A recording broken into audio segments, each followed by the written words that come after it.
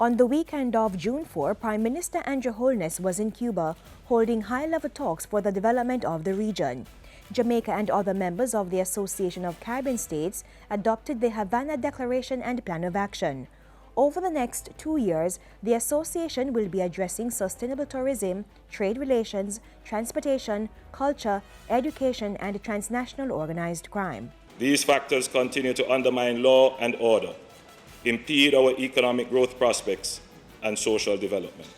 They disrupt our valiant efforts to achieve sustainable development and derail the general recognition of the Caribbean as a zone of peace, a commitment we undertook during our second summit in 1996. The Prime Minister was in Parliament Tuesday giving an update on his successful assignment to the ACS Summit. While attending the summit, Mr. Holness strengthened relations with Cuba, Trinidad and Tobago, Costa Rica and the Netherlands. Bilateral talks with the Cuban president centered on trade, culture, tourism, education and tackling climate change. Commitments were made to share expertise on rising sea levels and language training. Immigration, oil prices and trade were the main talking points when Prime Minister Holness met with his Trinidadian counterpart.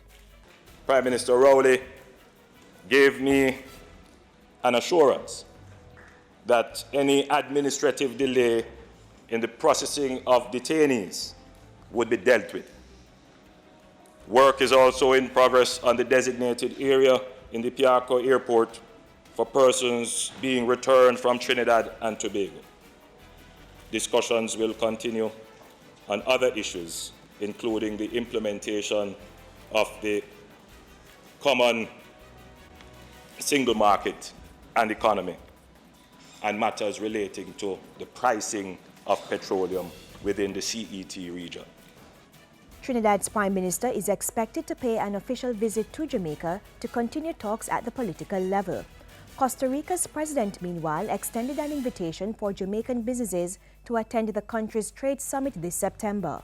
Jamaica can identify possible ways of increasing trades in goods and a variety of manufactured products in an effort to address our negative trade balance with Costa Rica.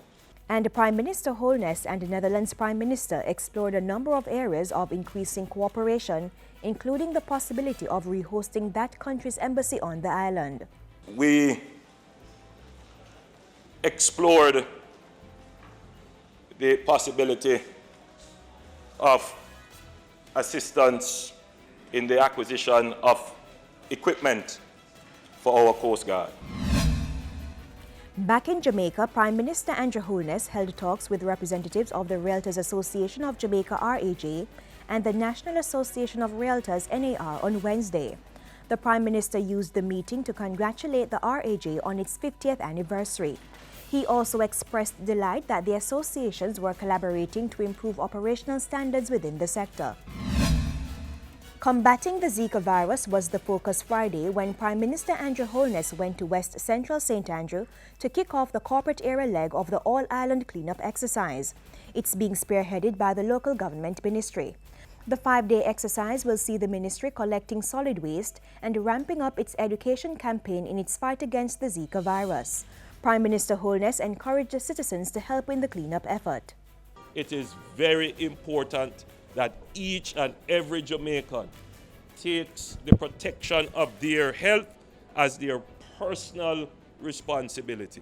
So look around your house, see what is there that is collecting water, and take the necessary steps to ensure that no mosquitoes are breeding. The government is doing its part. Join us and do your part. Upon hearing of journalist Gary Spalding's passing, Prime Minister Andrew Holness issued a statement hailing Spalding for his sterling contribution to the media fraternity. The Prime Minister said Jamaica had lost a dedicated and important contributor to national discourse whose professionalism, fairness and knowledge was admirable. Mr. Holness called on his family to be proud of his rich legacy. On Sunday, Prime Minister Andrew Holness gave the assurance that the security forces were getting government's full support in dealing with gun violence. This after the announcement of an increase in joint police and military operations in Western Jamaica. While expressing government support and prayers to all victims of crime, he also extended Jamaica's condolences and support to the government and people of the United States as they deal with the worst mass shooting in their history. And that's it for Jamaica House Weekly. Be sure to join us next week for more of the news coming out of the office of the Prime Minister.